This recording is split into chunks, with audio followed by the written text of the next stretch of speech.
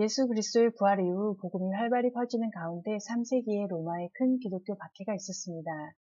그때가 초기 교회 시대이고 중세 교회 시대는 313년 로마의 콘스탄틴 황제의 기독교, 엄밀히 말하면 카톨릭 교회 공인으로부터 르네상스 기독교 시기 전까지 약 13세기까지라고 보면 됩니다. 그 다음이 종교개혁 시대, 그리고 말세 교회 시대입니다. 지금 저희는 어느 시대에 살고 있을까요? 말세교회 시대입니다. 이것을 꼭 기억하여 앞으로 나눌 중세교회사를 지금 말세교회 시대의 관점에서도 살펴보시기 바랍니다. 먼저 어떤 교회가 거룩한 신부교회인가, 음료교회인가를 알아볼 수 있을까요? 성경에서는 좋은 나무와 나쁜 나무는 그 열매로 알 수 있다고 합니다. 나무는 열매를 맺게 되어 있는데 처음에는 보이지 않아도 세월이 흘러 열매를 보게 되면 그 나무가 좋은 나무인지 나쁜 나무인지 알 수 있습니다.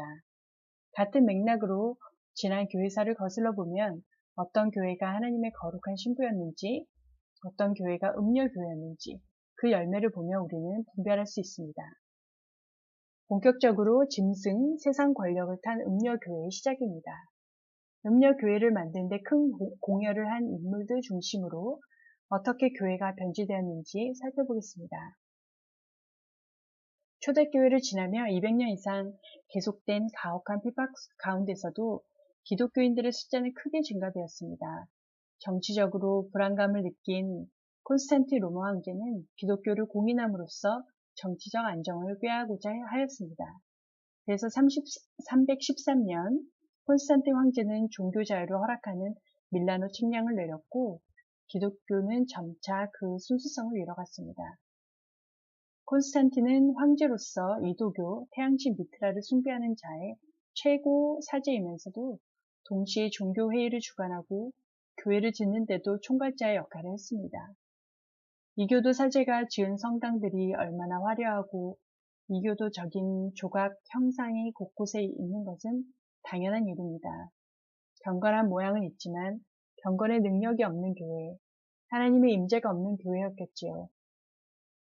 아무튼 교회에서도 콘스탄틴 황제를 제13번째 사도를 칭했다는 것 자체가 얼마나 교회가 타락했는지를 알 수 있습니다.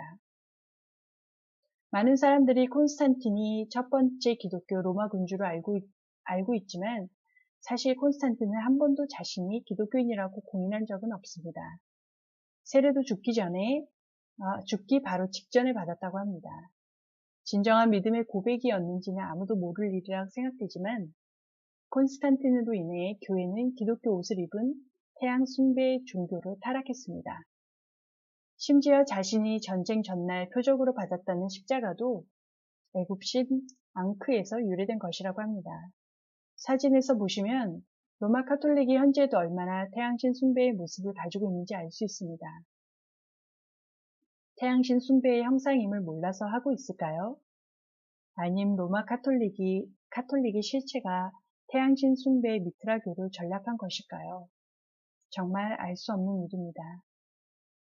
설상가상으로 애굽의 태양신 미트라 숭배자였던 콘스탄틴 황제는 312년 일요일 휴업령을 반포했습니다. 이 칙령은 로마 제국안 이도교와 기독교를 하나로 묶는 통일 정책에 의해서 이루어졌는데요. 일요일 휴업령을 통해서 토요일에 예배드리던 기독교인들과 일요일에 태양신에게 예배드리던 이교도인들의 예배 요일을 묶음으로 이교도인들이 더 쉽게 개종하였고 교회는 이교도와 혼합되는 계기가 되었습니다. 354년에는 태양신 미트라의 생일로 기념되던 12월 25일이 최초로 그리스도 탄생일로 둔갑하여 로마 교회 달력에 나타났습니다. 생일을 기념하는 것 또한 로마인들의 이방 관습이었습니다. 오히려 예수님과 제자들 그리고 초대교회는 예수님의 죽으심과 부활을 더 중요하게 여겼습니다. 초대교회 성도들은 물론 예수님이 돌아가신 날은 6월절이고 부활하신 날은 초실절로 알고 있지만 그들은 성탄절이 아닌 예수님의 부활을 기념하여 6월절을 지켰습니다. 부활절을 놓고 동방교회는 니산월 14일에 해야 한다 하고 서방교회는 니산월 14일 다음에 오는 일요일에 지키자 주장했습니다. 이상월은 유대 달력이고 지금으로 하면 4월달입니다. 동서교회 간 이것을 놓고 부활절 논쟁이 있었는데 서방교회의 주장으로 결정된 것입니다. 그런데 또 시대를 지나 부활절이 이스터란 이름으로 바뀝니다. 이스터는 에오스트레라는 북유럽 토톤족이 섬기던 풍요의 여신의 이름이 변하여 이스터가 된 것입니다. 이때부터 부활절이 변하여 현재 부활절을 이스터 선데이라 칭하며 지키는 곳은 로마 카톨릭 그리고 로마 카톨릭 교리를 답습한 거의 모든 개신교입니다. 이제 로마 카톨릭의 변질을 중심으로 얘기해 보겠습니다. 한때 체포, 고문, 처형이 표적이던 교회와 몰수되었던 교회 재산도 돌려받고 교회 건물도 나라에서 지어주었으며 주교들이 병역과 세금을 면제받는 여러 혜택을 받으며 점차 주교들은 명성도 누리게 되고 심지어 법정에서 영향력을 행사하기까지 되었습니다. 특히 교회가 유산을 증여받을 수 있게 되므로 교회는 막대한 부를 축적할 수 있었습니다. 이 시대의 인기 종교와 특혜를 누리는 기독교에 많은 이교들이 개종했으며 일례로 1년에 무려 12,000명에게 침례를 주는 기록이 있을 정도였습니다. 콘스탄틴과 그 이후 로마 황제들도 로마 제국을 다스리기 위해 이 신전 정치, 황제는 그리스도인의 대리자로서 다스린다를 국가교회를 펼치고 유지하는 데 필요한 이론과 교리를 제공한 사람은 바로 어거스틴이었습니다. 어거스틴은 지금도 사도 바울 이후 가장 훌륭한 기독교 신학자라고 불리고 종교개혁에 실질적으로 가장 큰 좋은 영향력을 끼친 신학자라고도 하는데요. 그건 어거스틴을 세상적 종교, 사상, 철학적인 면에서 해석하기 때문이라 생각됩니다. 그가 주장한 교리들은 성경적 관점에서 본다면 어거스틴은 훌륭한 신학자라기보다 후세에 가장 악 영향을 끼친 신학자 중에 하나다 라는 해석이 더 맞을 것 같습니다. 특히나 그의 교회론, 구원론, 종말론은 많은 부분이 잘못되었습니다. 어거스틴이 주장하고 그 시대의 정치와 교회에 큰 영향을 미친 교리를 살펴보겠습니다. 1번 신정정치교회. 그리스도의 대리자가 무력까지도 동원하여 신의 정치를 구현하는 교회가 유일한 교회다. 그렇지 않습니다. 이 교회로 하여금 후에 십자군 원정, 종교재판이란 잔인한 끔찍한 일들이 정당화하는 근거가 됩니다. 2번 무천년주의. 그리스도께서 실제로 이 땅에 다스리시는 왕국은 없다. 이 교리는 아직도 개신교, 특히 장로교에서 대세로 받아들이는 교리입니다. 3번 이스라엘 대체신학. 아브라함의 실제 자손인 유대인들에게는 전혀 미래가 없고 신약의 교회가 곧 구약의 왕국이므로 구약 성경에 약속된 이스라엘의 모든 복은 신약의 교회가 이어받는다. 이 교리 또한 개신교에서 뿌리 있게 내려져 있죠.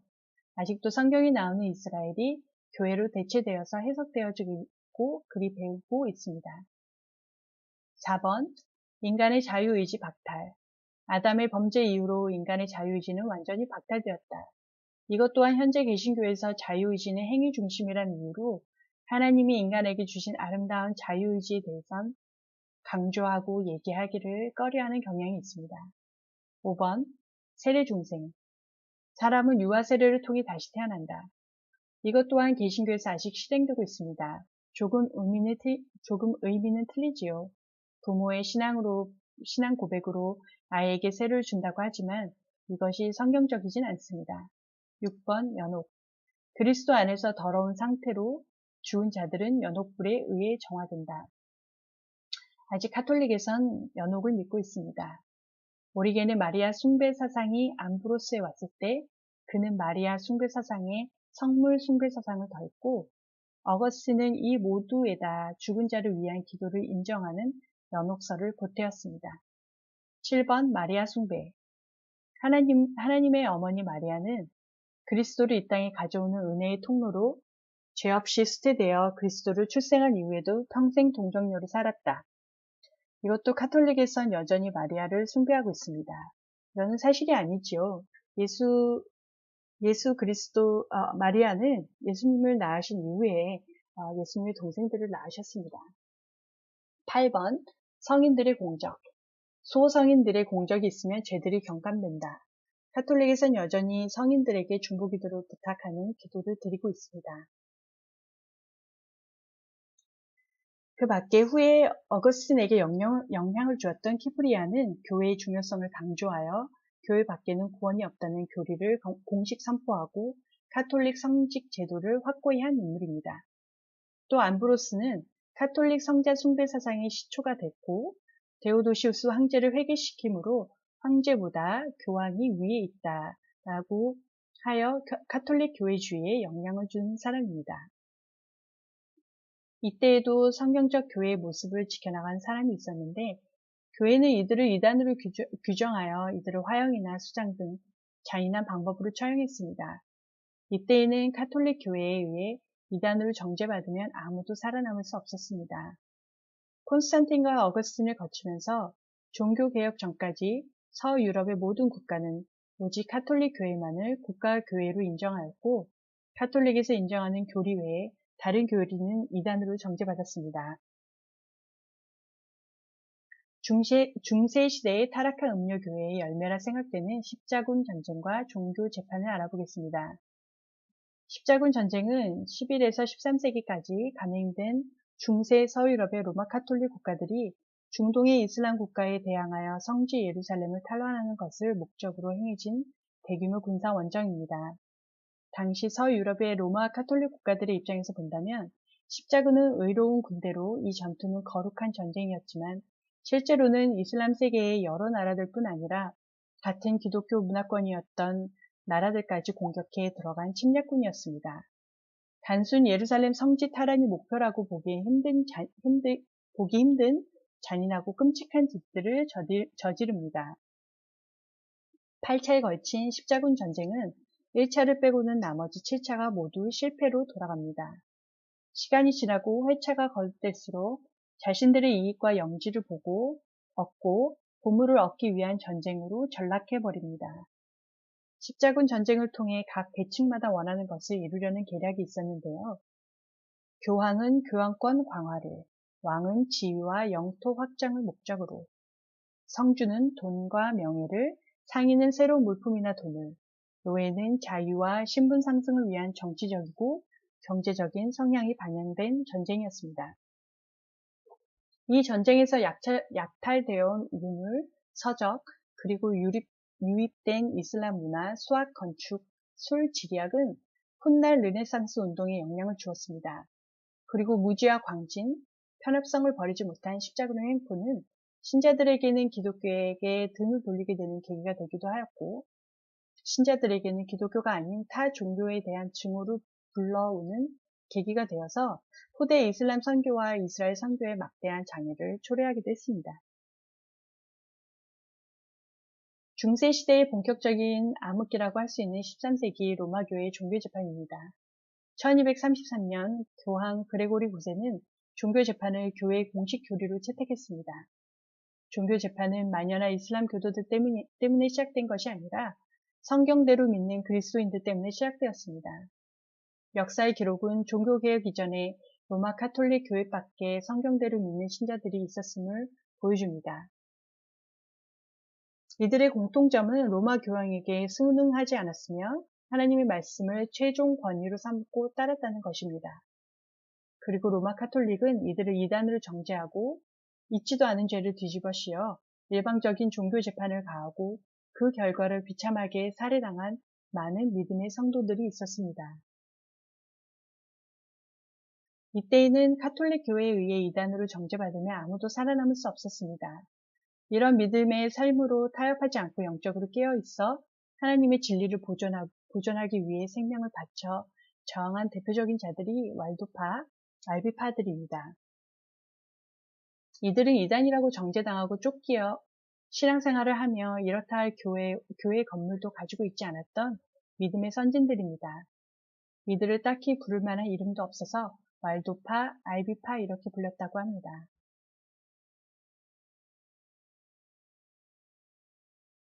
무명의 개혁자들인 왈덴시스의 기원은 대략 2세기경으로 거슬러 올라가는데 이들은 안락한 삶을 버리고 깊은 계곡으로 들어가 신앙을 지키기 위해 숨어 들어간 집단입니다. 그들은 보두아라고도 불렸는데 골짜기 사람들이란 뜻입니다. 이탈리아 북부와 프랑스 남부 사이의 골짜기에 살았으며 프랑스 남부에는 왈덴시스뿐 아니라 알비겐시스, 카타리, 도나티스 등의 이름으로 불리기도 했습니다.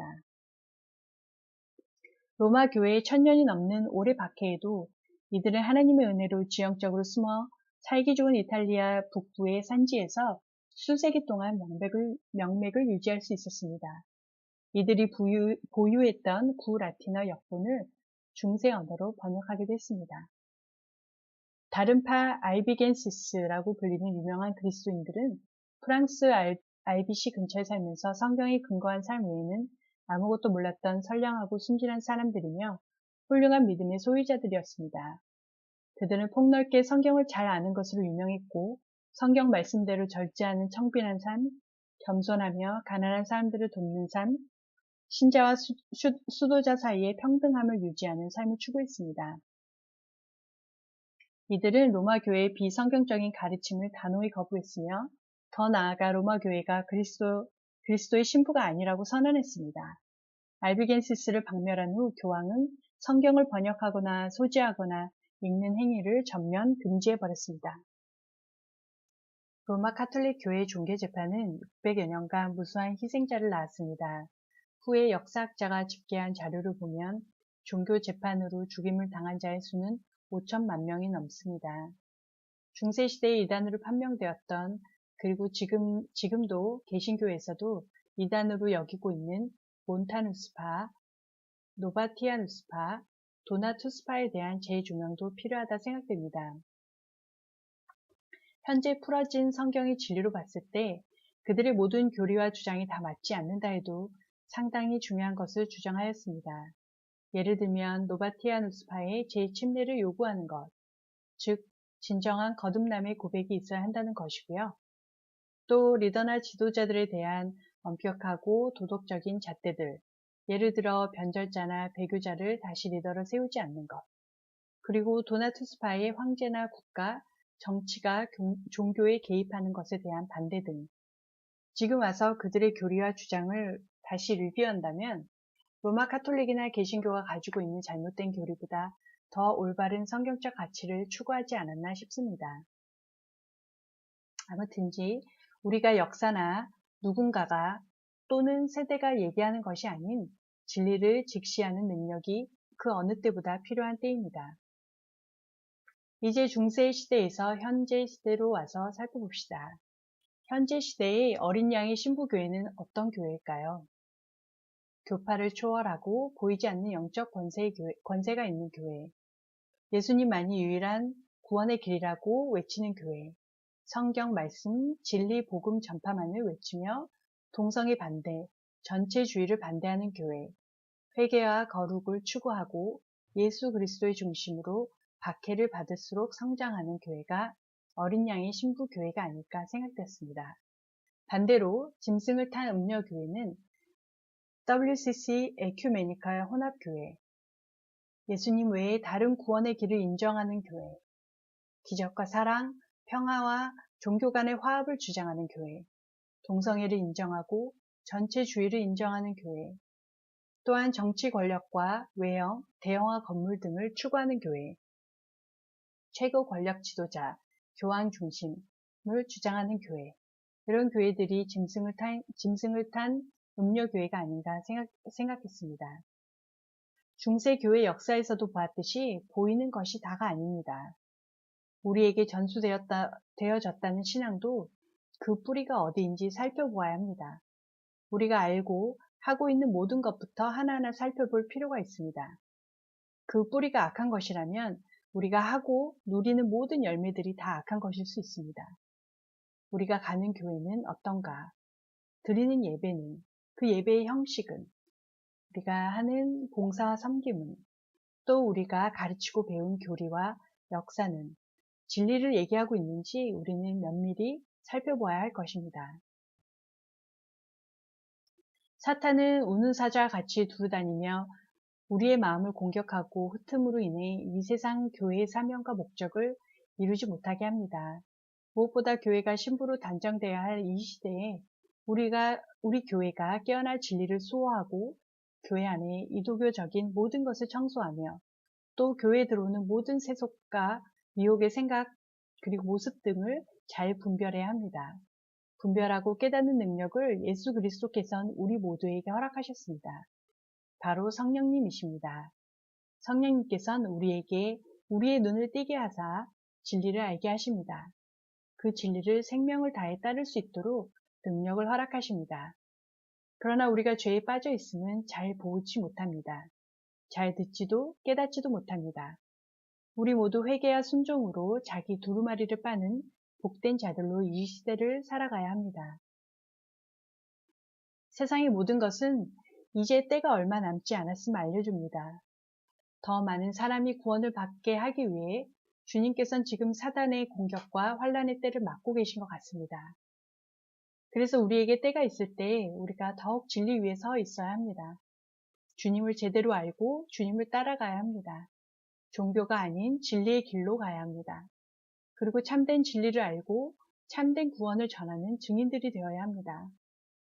맨 처음에도 나눴듯이 거듭난 자들은 음부의 권세가 이기지 못한다는 주님의 약속의 말씀을 붙잡고 이기는 자들, 하나님의 거룩한 에클레시아, 준비된 군사들이 되시길 바랍니다.